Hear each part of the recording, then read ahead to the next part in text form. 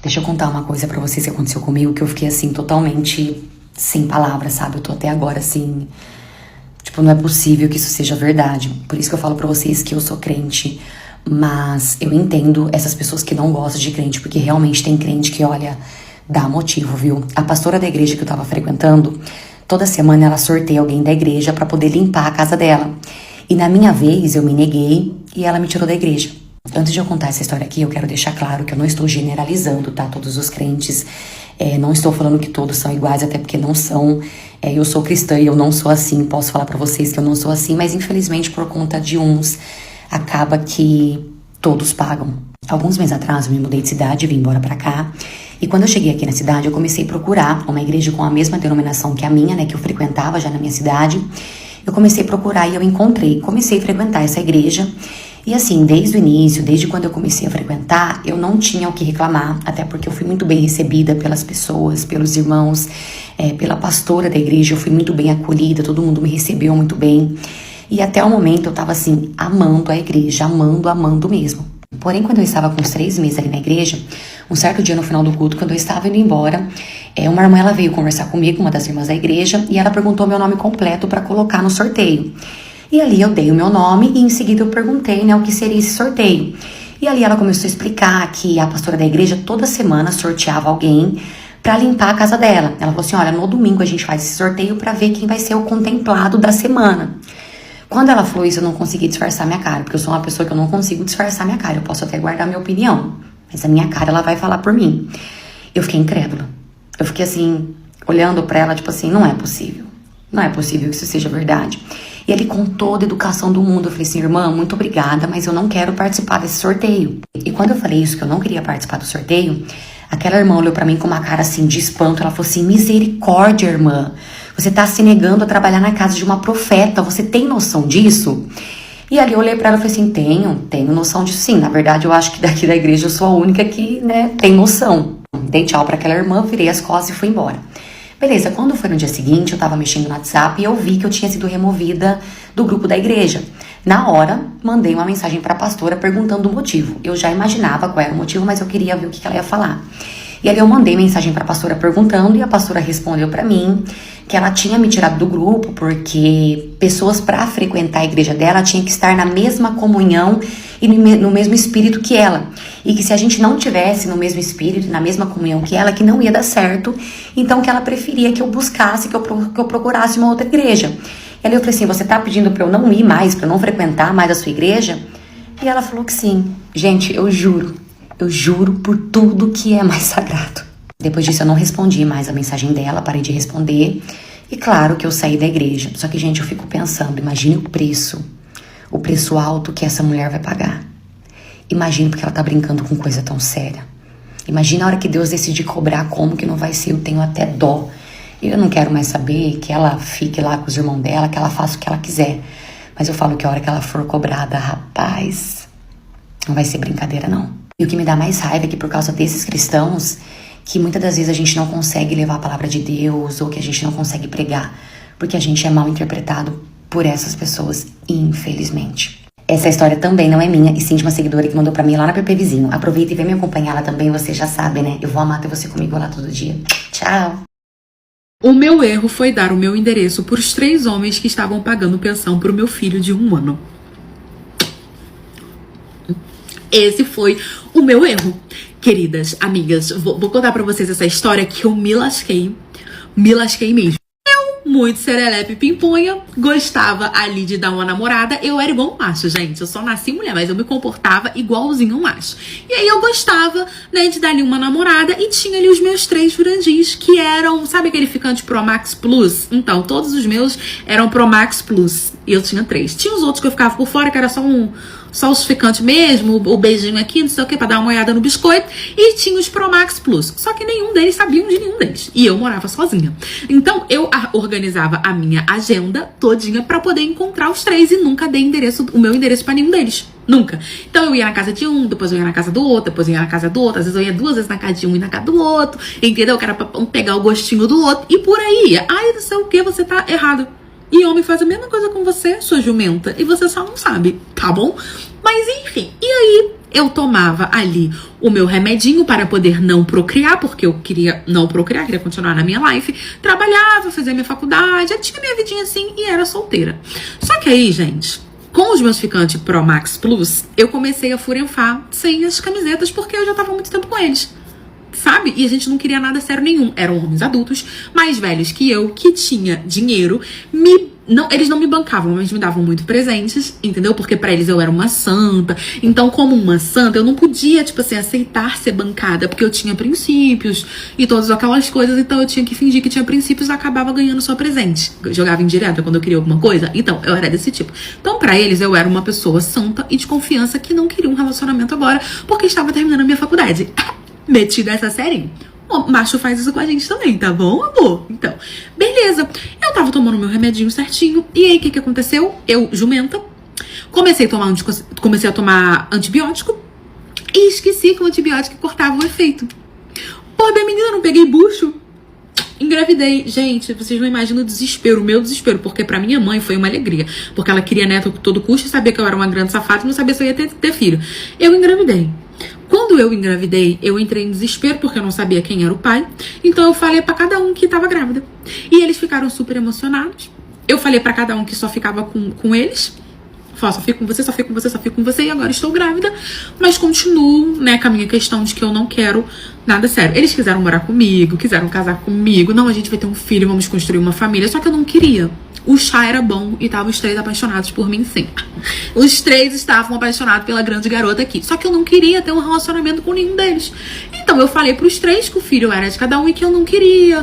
Que eu, né, queria ser mãe solteira, que eu não ia proibir ninguém de ser presente, né, mas que eu não queria nem que registrasse. Enfim, contei uma lorotinha, porque senão os 3 iam querer registrar, né?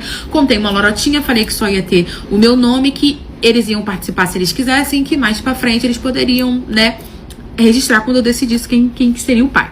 Beleza, eles concordaram, super entenderam, não sei o quê. E aí, no período da minha gravidez, ficaram os 3 me dando a ajuda de custo. E eu não passava o meu endereço. Eles pediam meu endereço e eu não passava.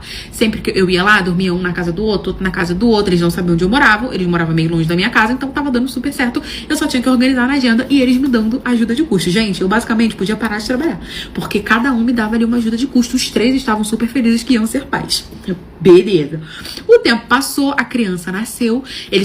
Foi uma briga, gente. Ai, mas eu sempre fugia, inventava desculpa, não dava endereço de nada, não tinha como eles me acharem.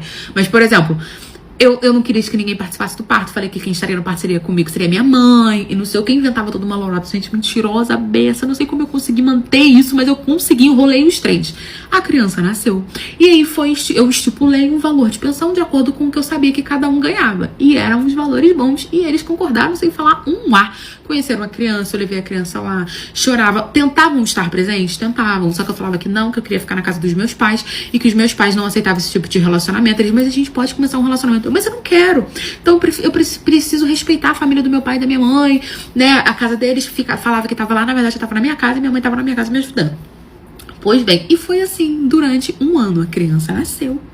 Eles pagando a pensão, bonitinha e tal. E foi assim durante um ano. Eles convivendo com a criança quando eu queria que convivesse. Sempre perguntavam. Sabe quando você sente que o homem, tipo assim, pô, você é pai, tentou construir uma família, eu não quis, aceitou a responsabilidade, mas tava dando graças a Deus que não tinha tanta responsabilidade? Tava os 3 nessa vibe.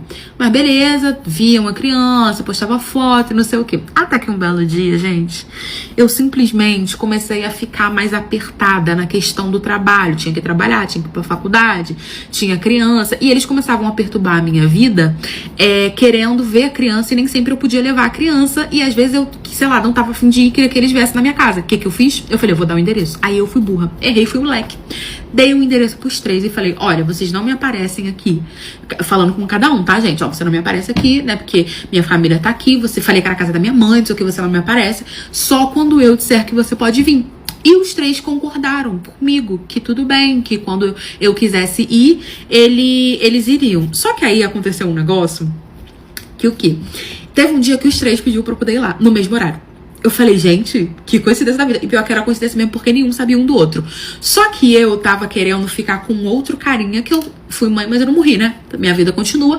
Então eu ia deixar Enzo com a minha mãe e ia curtir a vida com o outro doidinho que eu encontrei por aí. E aí eu inventei uma lorotinha pros 3. Só que eu acho que a lorota ficou muito lorota. E aí eu acho que eles perceberam que tinha alguma coisa de errado. Os 3 perceberam de uma vez, gente. Era pra eu me lascar mesmo, porque quais são as chances? Foram as chances. Foram os 3 lá em casa. Eu não estava em casa. Tava minha mãe com o Enzo em casa, meu pai na casa dele, minha mãe tava lá cuidando de Enzo e eu tinha ido encontrar com um outro boy. Daqui a pouco meu telefone começa a tocar, cada um me ligando, eu falando o que tá acontecendo, o menino que tava comigo falando, tá tudo bem, não sei o que. Eu falei, olha, eu acho que eu preciso atender. Atendi a minha mãe, porque tava os 3 me ligando e minha mãe. E aí minha mãe atendeu desesperada, ela vem pra cá agora, porque eu quero saber o que tá acontecendo, que tem 3 homens, minha mãe não sabia de nada, tem 3 homens na porta aqui da sua casa falando que cada um é pai do seu filho. Eles conversaram entre si, descobriram que você falou que cada um era pai e tá aqui mó confusão, quero que você venha pra cá agora. A Enzo tá chorando e Enzo chorando no final e eu falando, meu Deus. Gente, eu me tremi toda, meu toba trancou, eu não sabia o que fazer. Fui eu pra casa com a cara e com a coragem, dei uma desculpa pro menino e fui embora. Quando eu cheguei na minha porta, tava os 3. Gente, eles estavam com um ódio mortal da minha cara, mortal. E aí eu cheguei, assim, não tinha o que falar, nem o que fazer, eu só falei, é isso aí mesmo que vocês estão vendo, eu tava ficando com vocês 3, menti pros 3, não deixei ninguém registrar e falei que os 3 era pai do Enzo e tô ganhando dinheiro pensão dos 3. Vocês vão fazer o quê? Eu sou mãe da filha de um de vocês. Pois é, eu falei, porque um de vocês é o pai, eu só não sei qual é o pai. Eu desconfiava, porque o menino era parecido com um deles, né, e eu desconfiava.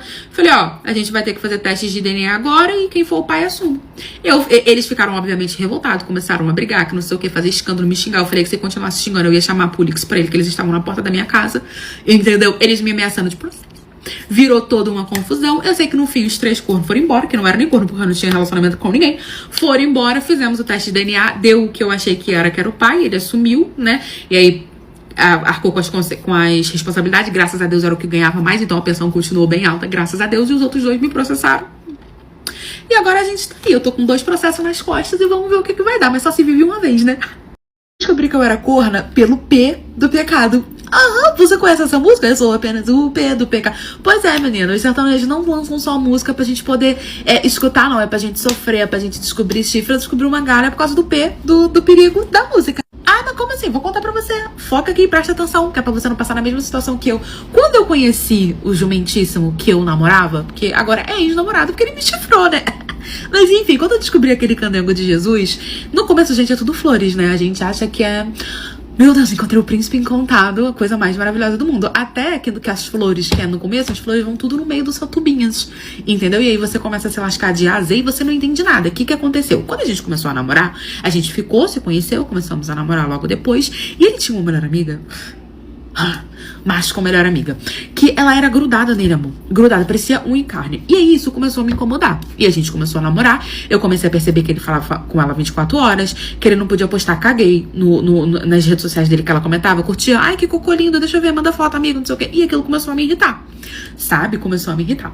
E aí eu chamei ele pra conversar como uma namorada adulta, recente, que tava namorando com ele. Falei, olha, a prioridade é o nosso relacionamento. Eu tenho que ser sua prioridade, assim como você é minha prioridade. Eu não vou ficar te ensinando isso. Eu não vou educar macho. Então eu não tô gostando muito dessa amizade tão aflorada, tão próxima, tão unha e carne. Almas gêmeas, carne e unha. Tá me incomodando. E aí ele falou pra mim que não, que...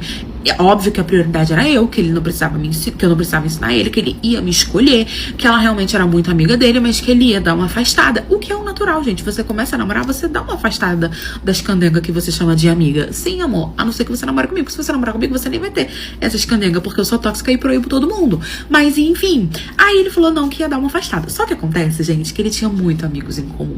E aí, até o momento, não foi um problema. Por quê? Ele falou pra mim que se afastou. Eu confiei nele, na palavra dele. Ele trabalhava, eu estudava, trabalhava também, então não tinha tempo de ficar vigiando o macho.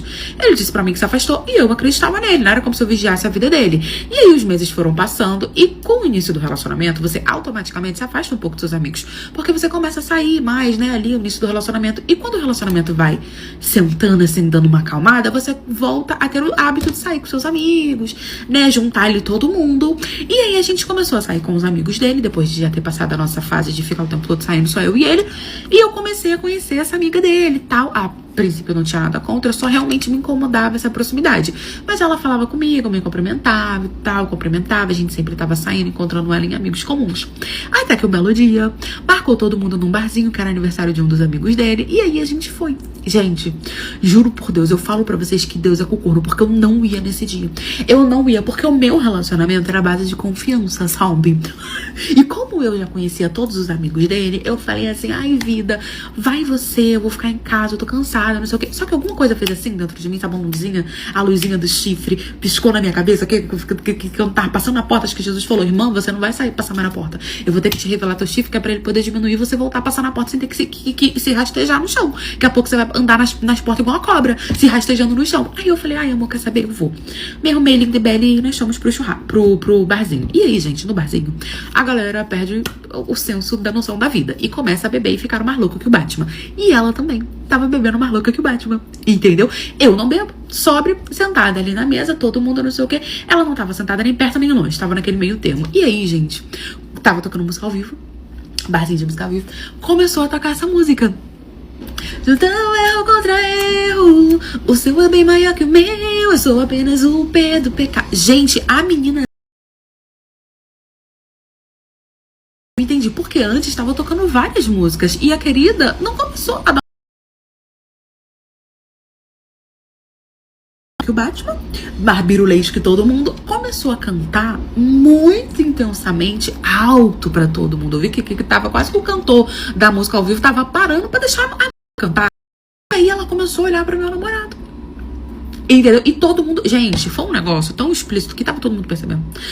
Se eu não soubesse, se eu não me tocasse ali que eu tava sendo chifruda, acho que o povo ia gritar, corna. Ali, corna. Porque ela olhava pra ele com tanta ênfase no olhar, sabe? Eu sou apenas o pé do pecado. Ela não sai da sua vida e eu não saio da sua cama. E não sei o que, cantando a música numa emoção e olhando pra ele assim. Ela tava quase fazendo assim, ó. E na hora, eu fui ficando constrangida.